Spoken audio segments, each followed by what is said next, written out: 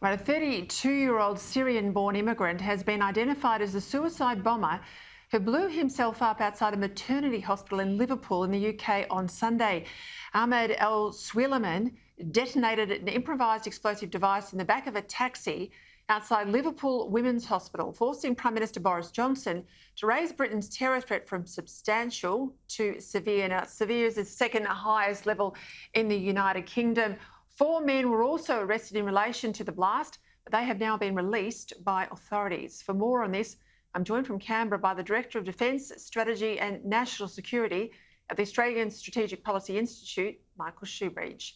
Thank you for your time, Michael. This, of course, comes just weeks after Conservative MP Sir David Amess was killed in an alleged terror stabbing. How do you account for this new wave of terror washing over Britain? Well, Peter, I think it shows all the stresses and strains out of the pandemic and the kind of grievance that's come out of the economic damage and things like the lockdowns. So this is showing that pent-up religious and ideological extremism is alive and well in the UK. And it makes me think back to Mike Burgess, the head of ASIO's annual threat assessment here, where he talked about those same factors, meaning terrorism's still a real risk domestically here in Australia. Can you draw a line between the disastrous retreat from Afghanistan and these two incidents in any way? Not sure that the UK is in the middle of that. It's true, though, that Islamist violent extremism is a global phenomenon and it's alive and well in the UK.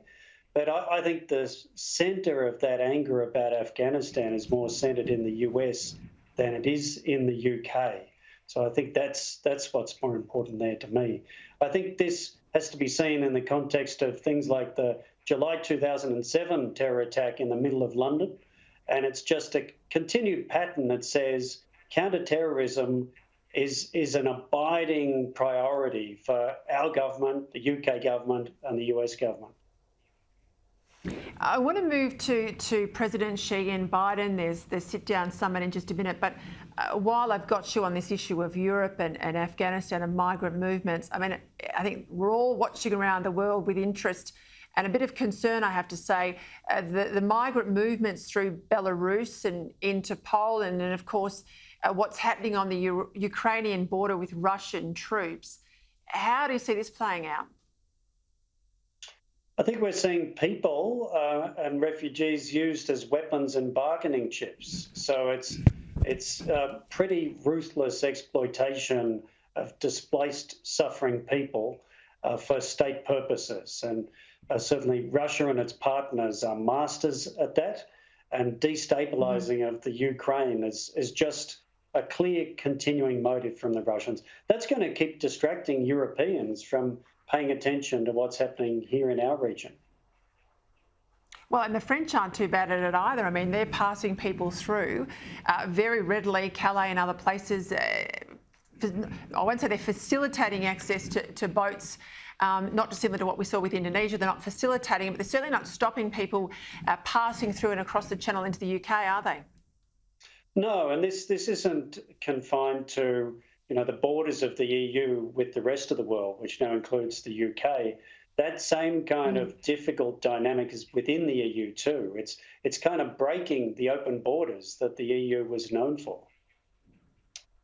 Right, let's move to the United States. We know President Joe Biden held his virtual face-to-face summit with the President Xi Jinping, Chinese president. We know that there was loosely this deal on climate the other day after COP26. All the hard efforts on the British, on the American side, not much on the Chinese side. So what do we know about the summit, Michael? Well, I suppose the good news is we didn't see a repeat of the US-China climate deal where Kerry made a bunch of concrete commitments in exchange for roughly nothing besides vague promises from Xi's climate envoy. But I think I'd summarise this Xi-Biden summit as vaguely reassuring because they at least had a positive discussion between the two of them, but real warning signs because Biden may think he understands Xi better than he does, and Xi might just feel empowered because he expects more of what he got out of Kerry, which is US commitments in exchange for leaving China to go down its path. Well, you look at the tactical prowess of Xi and his position now in the pantheon of Chinese leaders, he'd surely be playing Biden off a break, wouldn't he? Well, that's what he expects. And I suppose my view of this is we need to see more of Kurt Campbell, the National Security Indo-Pacific advisor, and Jake Sullivan, Biden's National Security advisor, briefing Biden, and less of John Kerry briefing Biden, because Kerry looked particularly needy in trying to get a deal out of China. Biden has to avoid that. I think Kerry's looking after his own political interests and more.